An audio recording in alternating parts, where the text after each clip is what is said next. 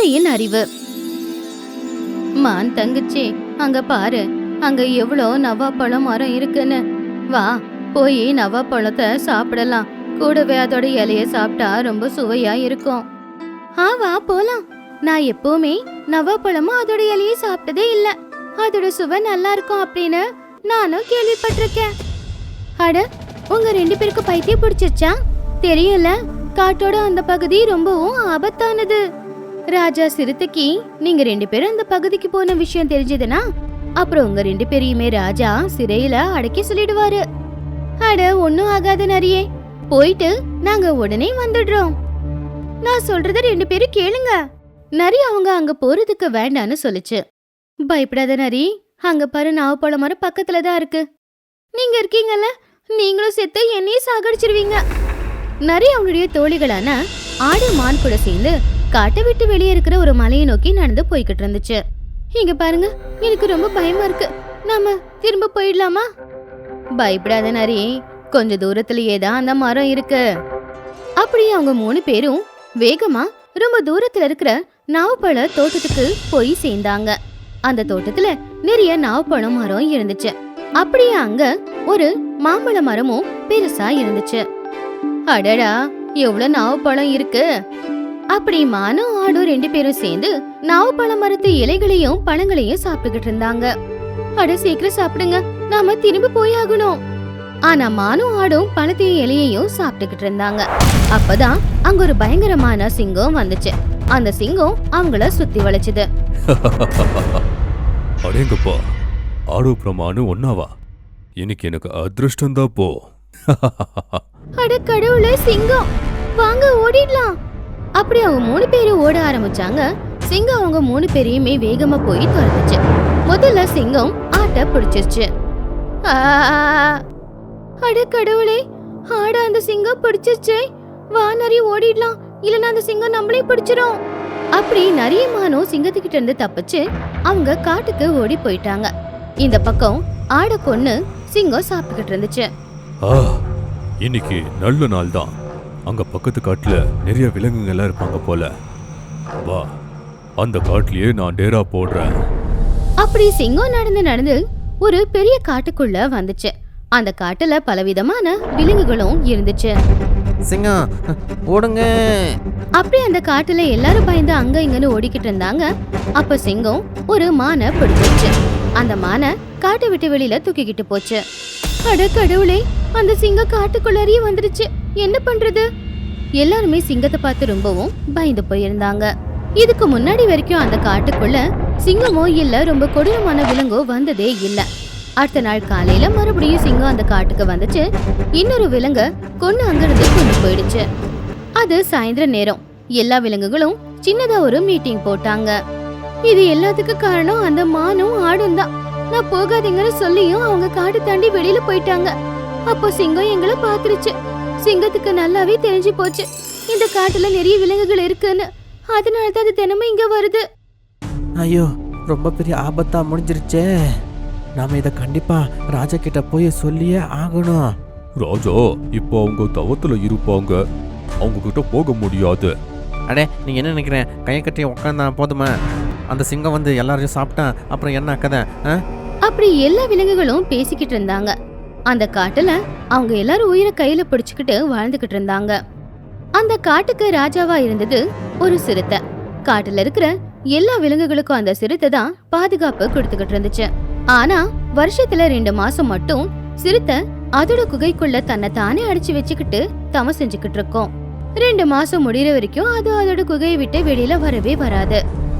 என்ன ஆனாலும் சரி, எப்படியாவது மகாராஜா கிட்ட இந்த விஷயத்த நாம சொல்லிதான் ஆகணும். அப்படி சொன்னா மட்டும்தான் அவரால மட்டும்தான் நம்மள காப்பாத்த முடியும். அப்படி எல்லா விலங்குகளும் சேர்ந்து ஒரு பெரிய குகை கிட்ட வந்தாங்க. அந்த குகையோட கதவு மூடி இருந்துச்சு. ராஜா உள்ள இருக்காங்க. இப்போ அவங்க கிட்ட யாரு போவாங்க? உனக்கு தெரியும்ல, ராஜாவோட தவ எல்லாம் கலைச்சிட்டோம்னா அதுல ஏதாச்சும் சின்ன தப்பு உண்டாச்சுன்னா கூட ராஜாவோட முயற்சி எல்லாம் மண்ணா போயிடும். சிறுத்தை ராஜாவோட புள்ள சின்ன வயசுலயே எங்கேயோ தெரியாம காணாம போயிட்டான். அப்போ சிறுத்தைய சந்திச்ச ஒரு சாமியாரு ஒரு மந்திரத்தை சொல்லி தவம் செய்ய சொல்லியிருந்தாரு. அப்படி பண்ண சிறுத்தையோட புள்ள எங்க இருக்கா அப்படிங்கிற விஷயம் சிறுத்தைக்கே தெரிய வரும். அதனாலதான் சிறுத்தை ராஜா வருஷத்துல 2 மாசம் அதோட குகையில தவம் செஞ்சுக்கிட்டு இருக்கோம். நான் போய் ராஜா கிட்ட பேசுறேன். ராஜா ராஜா உங்களே. உள்ள மகாராஜாவான சிறுத்தை உக்காந்துக்கிட்டு ஆழமான தவத்துல இருந்துச்சு.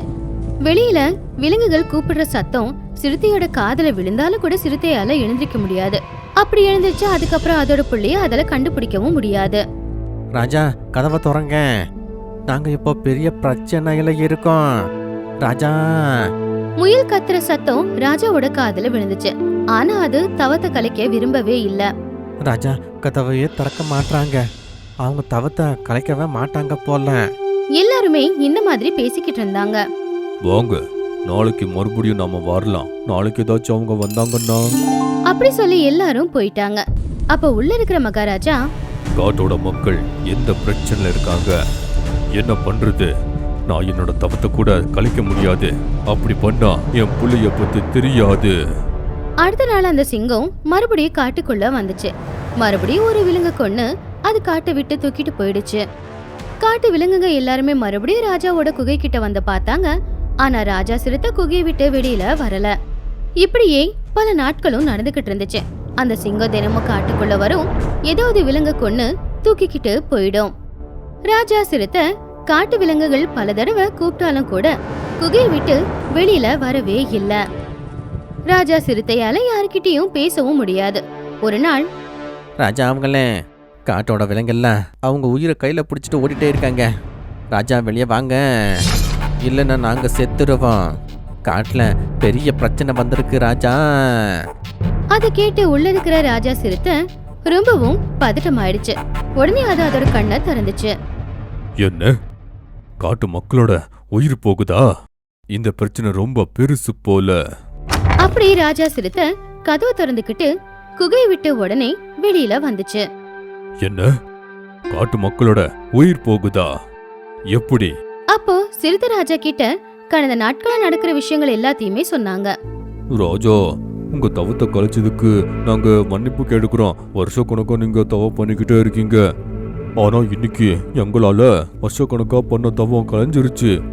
ஹலோ கரடி, என்னோட புள்ளையோட இந்த காட்டுல வசிக்கும் நீங்க தான் எனக்கு ரொம்ப முக்கியம். நீங்க ஒன்றும் கவலைப்படாதீங்க.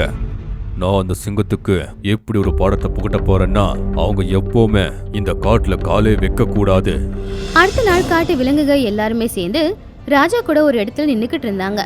அப்பதான் அந்த இடத்துக்கு சிங்கம் வந்துச்சு. ராஜா, அங்கதான் அந்த சிங்கம் இருக்கேன். சிங்கத்தை பார்த்து எல்லா விலங்குகளும் பயந்துச்சுங்க. அப்ப சிங்கம் அவங்க பக்கத்துல வந்துச்சு. யார் நீ? என் காட்டு வாசிங்களை எதுக்கு கொண்டுகிட்டே இருக்க? ஓஹோ, நீதான் இந்த காட்டோட ராஜாவா? ஓடிட்டு இங்கிருந்து போனா நல்லது. நான் போகிறதுக்கு இங்க வரவே இல்லை. அதுக்கு பதிலா இந்த காட்டிலேயே இருந்து இவங்க எல்லாரையும் அடிமையா வச்சுப்பேன். தினமும் சாப்பிட்டுக்கிட்டே இருப்பேன். அதை கேட்டு எல்லாரும் பயந்துட்டாங்க. பாரு, உன்னோட சத்திய கெட்டதுக்கு பயன்படுத்தாத.